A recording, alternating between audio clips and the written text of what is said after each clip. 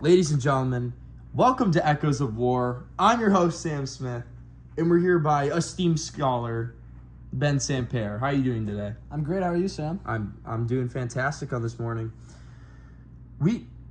Today, what are we talking about, Ben? Well, we're going to be talking about the Pacific War and how it ended up shaping America's future. And yeah, I mean, this is just an incredible topic. It's not talked about enough on the legacy that it left on America and just, how it made America great. Yeah. And, we need to start with some context. So on December 7th, 1941, we all know Japan attacked Pearl Harbor. This was devastating. Surprise attack. There was no declaration of war, and it was brutal. I mean, in under 2 hours, over 2,400 Americans were killed, and the whole Pacific Fleet was basically crippled. And this launched, or even thrusted the U.S. into World War II.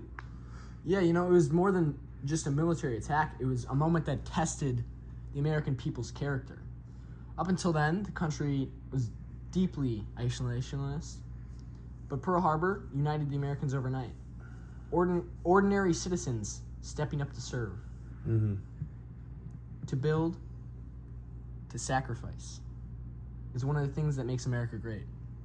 Yeah, yes, and by no shocker, the very next day, President FDR declares war on Japan, and a few days after that, Germany and Italy declare war on the U.S.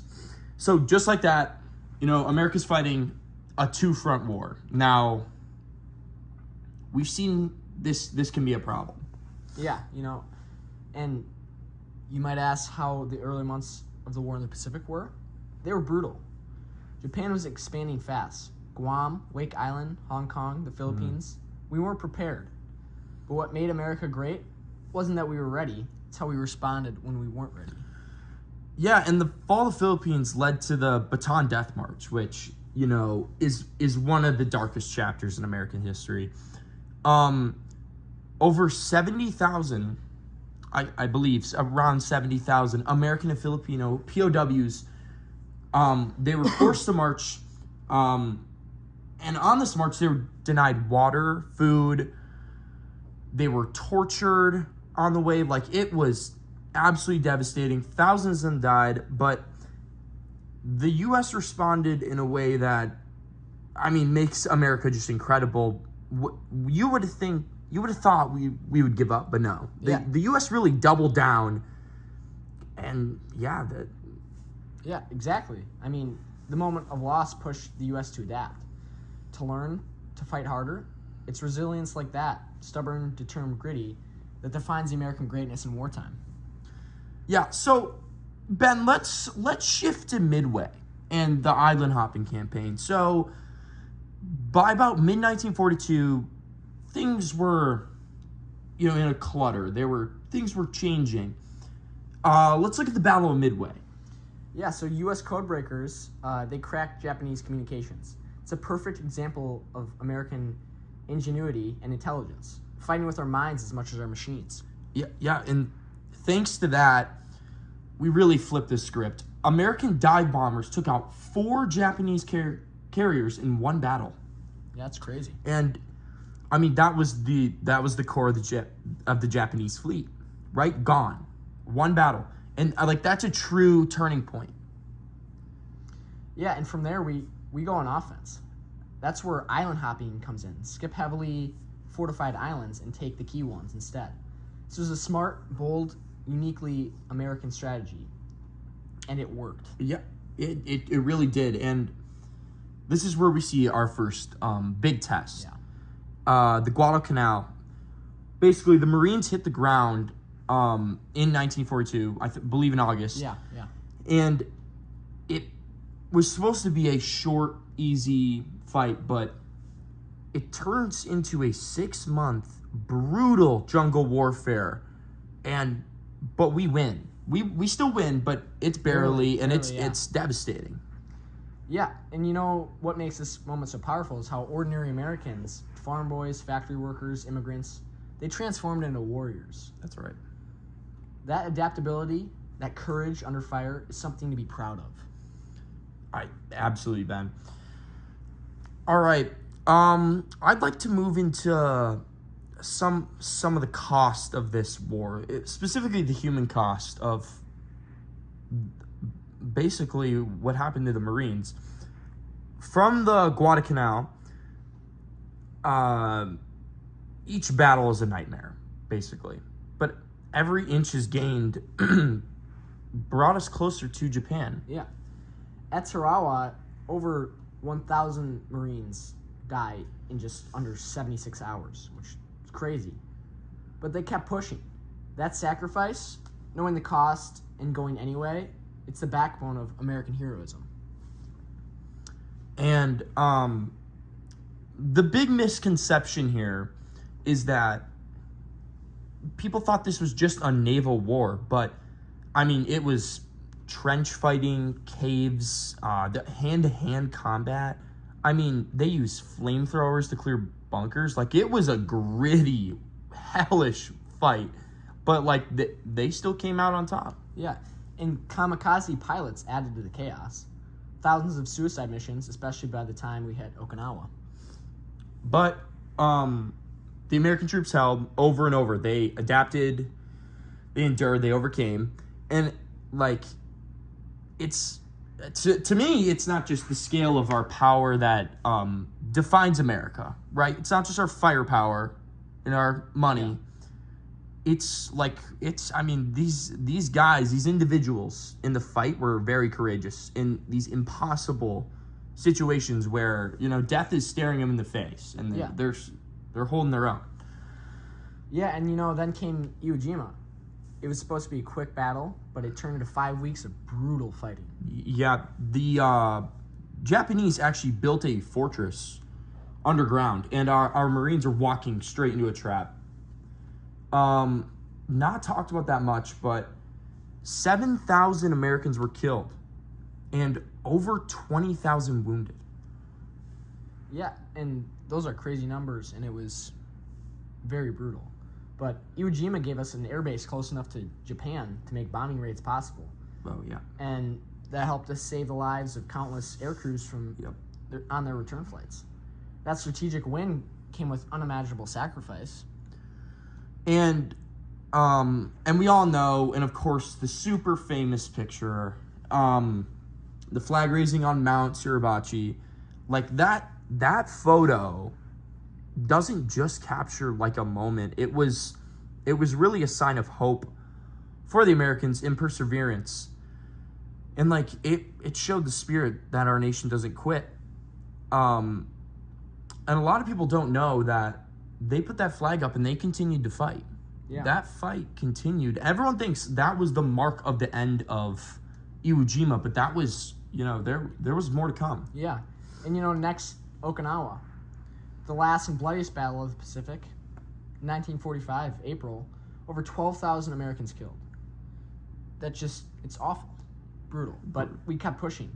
Japanese losses, more than 100,000, including many civilians, which isn't the outcome we wanted, but some things have to be done to win wars. But it was not just, I mean, the Japanese losses. Like, think about this. The kamikaze attacks were, by this point at the end of the war, they were relentless, right? The scale at which the kamikaze pilots were going up towards the end was just unimaginable. You would have no idea. You wouldn't think that these young Japanese fighters would just be so willing to sacrifice their life for their own military. It's just crazy. And also, American Navy ships were battered just daily from these. By this point, the terrain was unforgiving, but our troops, the American troops pushed through. Yeah, and Okinawa put us just 400 miles from mainland Japan. We were getting closer to ending this war. It was a final stepping stone, but it also forced American leadership to face a terrible question. How do you end a war like this? Yep, and this was the question, very controversial. So, you know, we're going to go into the very controversial topic of the atomic bomb and the end of the war. We had already been testing nuclear weapons. I'm unsure of the name, but we set off a test bomb somewhere in the middle of the New Mexican desert, and it was a success. And this is when President Truman makes the toughest decision of this war. He gives the go-ahead on dropping an atomic bomb on Japan. Yeah, August 6th, Hiroshima. Just 3 days later, August 9th, Nagasaki. The devastation, it was brutal. It was almost beyond words. Instantly, tens of thousands killed. Whole cities flattened. I mean, almost immediately after, 6 days after, Japan surrenders. The war is over. I mean, what can you do beyond that? Yeah, I mean, and still to this day, the bomb is controversial, and almost for a good reason. It reminds us that America bore the burden of trying to end global war while saving as many lives as possible. Yeah. So, Ben, let's talk about the aftermath of this war. For one, what does this say about America? It shows how we rise under pressure. And when our backs are against the wall, despite our firepower, we don't give up. The Americans dug deep. Yeah, the Pacific War turned America into a true global power. But more than that, it showed that we value freedom, perseverance, and sacrifice. And, Ben, let's not forget about the people. America was, and it's a country of immigrants of different races, religions, and like a whole lot of beliefs. And yet in this war, all Americans stood shoulder to shoulder for a common cause, for a common enemy. Yeah. Yeah, America's greatness doesn't come from being perfect. It comes from striving to do what's right, even when it's hard, even when the cost is high. And the Pacific War really reveals that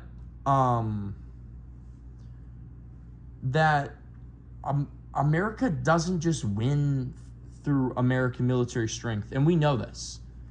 We know that we win through American spirit. Let's make here's a good comparison. Let's look at Vietnam and let's look at World War II. Civilians in America, I mean everyone was contributing to the war. Everyone wanted us to fight everyone was in favor. Well, I mean, let's not say everyone, but Not everyone. there was great approval among World War II, and people knew they were fighting for a cause, and I think that's why the Americans won that. And let's look at it against Vietnam. The war was very controversial. There was protests all over. Even the fighters in Vietnam didn't know what they were fighting for, and I think that's why America, despite our firepower advantage, the Americans did not succeed there.